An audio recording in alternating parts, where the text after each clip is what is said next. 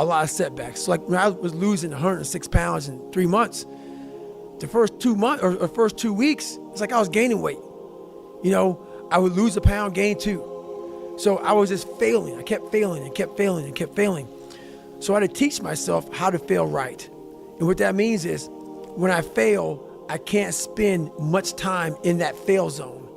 I have to be able to get up and get after the next day just as fast, because my goals were to be a Navy SEAL. I don't have time to stay here and feel bad for myself for weeks and months and years, because I'll lose that time. So the big thing is know that if you have big goals and big dreams, along the way, failure is going to happen. So how fast do you get up from that? And you got to teach yourself that. Being a perfectionist is the worst thing that can happen to a person. You never live. Like when I lost that 106 pounds in like 2.5 months, whatever it took me,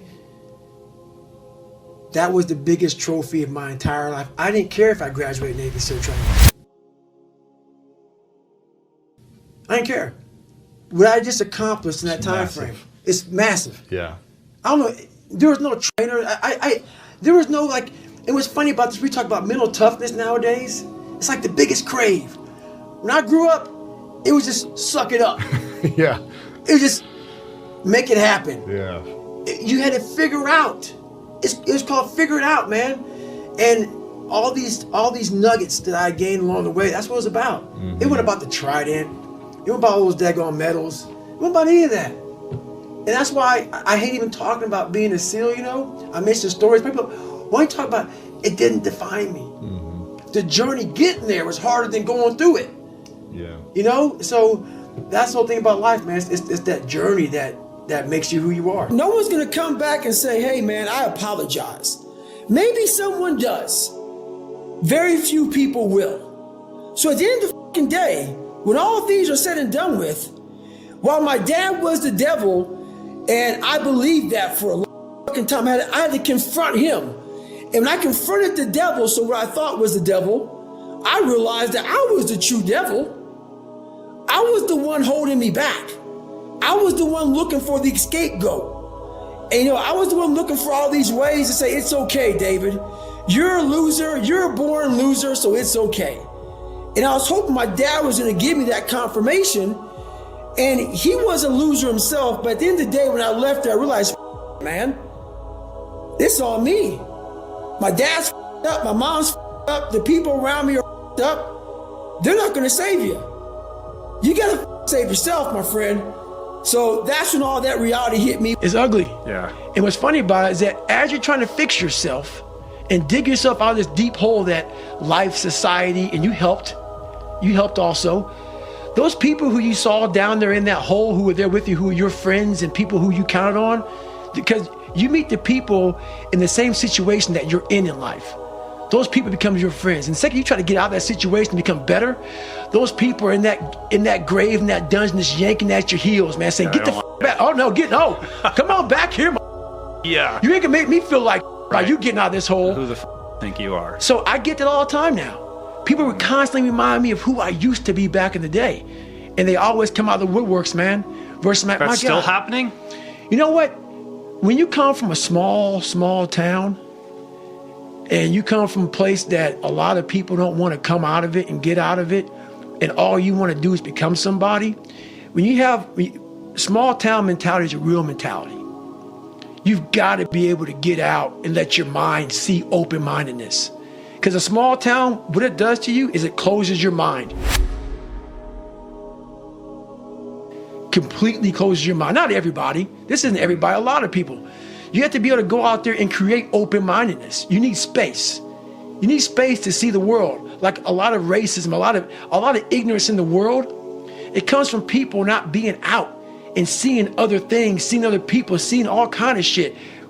That's why we judge so harshly, because our minds are so closed to the reality of life, period. A lot of people, wonder, how did you become this? How did you become so vulnerable? How are you doing a podcast now when you were this kid? You overcame things. You fought them. And now this is what happens. This is on the other side of overcoming. You become very, very powerful when you overcome yourself. All those things you once cowered from, you were afraid of. When you face them eye to eye every day, you now become a person who has a great podcast. When you want to achieve the highest goal of all time, you are going to have to learn how to get your ass kicked all the way up that damn mountain.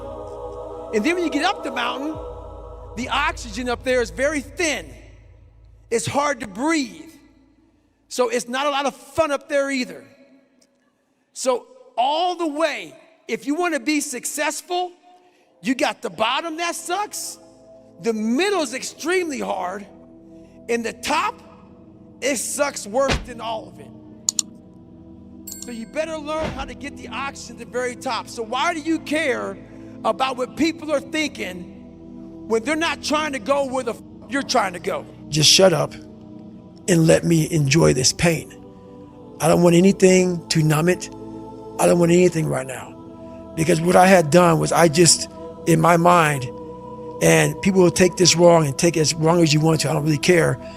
I had just climbed a mental wall that was amazing. And I didn't want anybody to take that pain away from me. I never want to feel it again. But what it did was it showed me what is possible.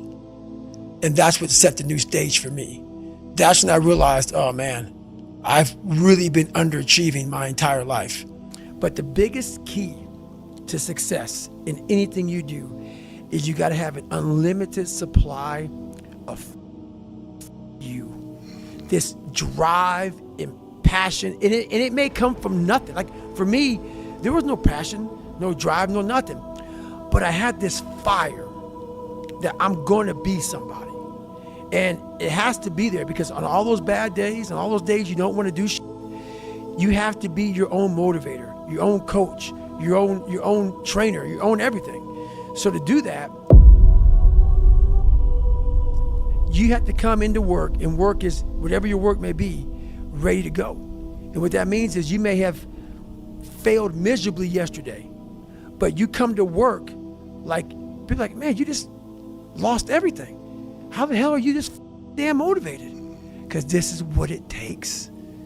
This is what it takes. And you got to get it from wherever you can. Whether you make up this illusion of your life or this false reality that gets you motivated, whatever gets you motivated, it's got to be here at the tip of your brain at all times. Because in those dark moments, you got to pull it out. So that's the big thing for me, man. I was always fired up at all times. How am I going to respect you? So you have to be a hard worker, period, dot. You got to work your ass off.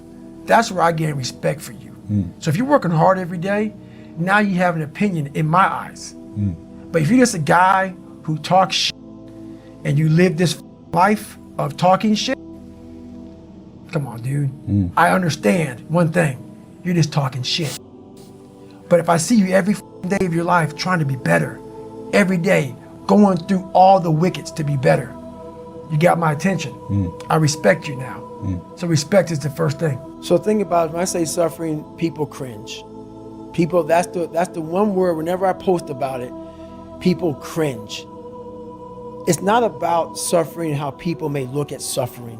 Like you have to just go to a place that just every day of your life is suffering. You have to tap into suffering every day of your life because we have so much scarring that we have to clean up. You have to look at suffering as almost like I look at failure. To succeed, you must fail. In failure and in suffering, all the answers are in there. All the answers to all the test questions. The test is your life. All the answers are in there. You don't have to live in suffering and pain and failure all the time. You have to learn, I need to visit it. Like people hate working out. You're only going to visit working out maybe an hour a day.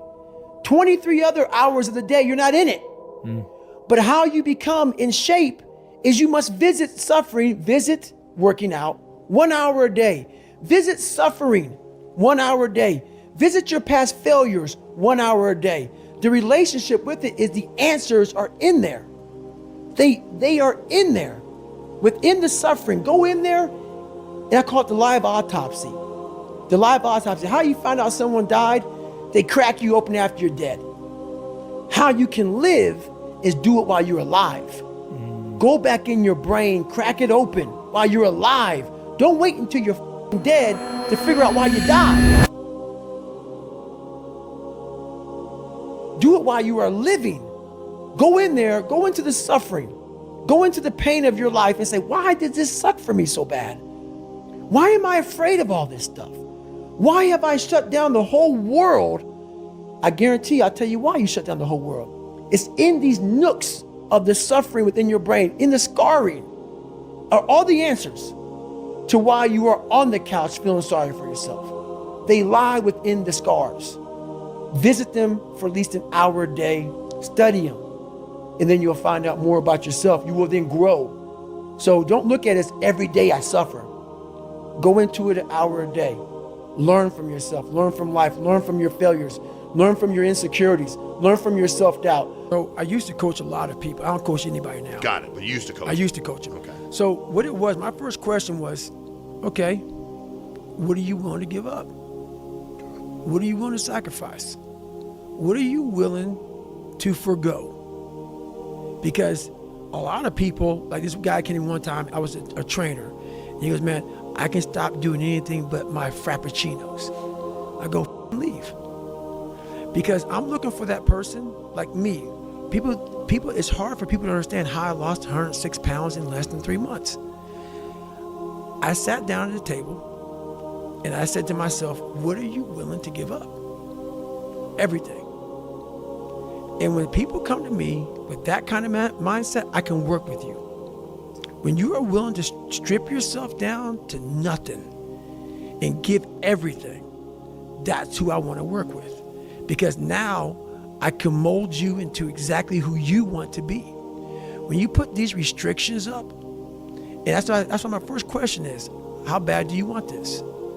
If it's as bad as you want to live or breathe or sleep, whatever the hell it may be, I can work with you. But a lot of people, most people don't want it that badly, which is why they always ask the question, man, how did you get to where you are? You know how to do it. You know exactly how to be you or how to be me. You don't want to do it. So I can't make you do it. And nor do I have the time or energy to force you into that place that I know you have to be to do it. There's no luck in this game, man. It may be a little bit of luck, but the luck happens after you bust your ass and you put yourself in that lucky situation. Luck doesn't happen. You put yourself in that situation where luck might happen. And that's what people don't know. But to get there, luck ain't gonna happen. You have to put yourself in that situation, man. It takes a lot of work. Yeah. When someone's lacking confidence in themselves, what's the answer you would give them if they're like, how do I gain more confidence? It starts with yourself, man. You gotta start diving into those things that you are afraid of. You don't gain confidence by going to the spot that makes you feel good. It's gonna be a false reality. And the second life gives you that challenge, all you wanna do is go back to what made you confidence or what gave you confidence. Is that happy spot? No. What gives you confidence, what gave me confidence, was spending years at a kitchen table trying to learn how to read and write on my own. Realizing I can't learn the way you learn. I can't, but I can learn. What gives you confidence is not being afraid. It's overcoming the fear. I used to stutter severely bad. So right now, I don't know how many people are gonna watch this. You know what gives me confidence? Is knowing I no longer care if I sit here and start stuttering to you. Yeah. That's what gives me confidence, is facing these things, overcoming them. And maybe not overcoming them every day, but facing them and facing them and facing them. Pretty soon like this, you know what, man, this is where it's at. It's not in that comfort zone. It's in the discomfort zone is where my confidence is getting built. That's where it's getting built. But people want an easier answer. Yeah. There has to be an easier way. There's not. I'm sorry. I searched for it my entire life. You cheated, I did. you lied. I lied. I did everything. And I still felt empty. I coach a lot of people nowadays, billionaires, who call me on the phone and say, man, I'm still missing something. It's because they did what they were good at. And they have this beautiful family, 2, 3 houses, cars, everything. has everything in the world. On the outside looking in, like, my God, man, how can you be unhappy? I walk around with a backpack with all my stuff in it, and no car. Right. And I walk around happiest person in the world. Have nothing. Happy as hell. It's because I found out